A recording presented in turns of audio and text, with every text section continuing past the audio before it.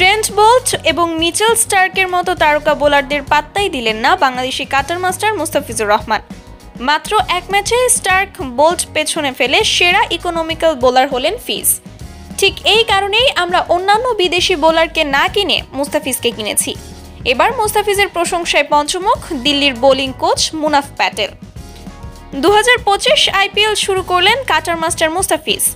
গতকাল গুজরাটের বিপক্ষে বল হাতে কোনো উইকেট না নিতে পারলেও মন জয় করেছে দিল্লির ভক্তদের।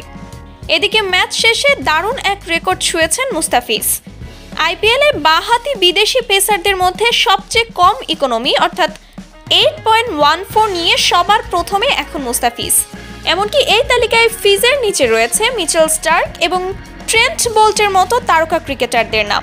তাই তো মুস্তাফিজের প্রশংসায় পঞ্চমুখ দিল্লির বোলিং কোচ মুনাফ প্যাটেল।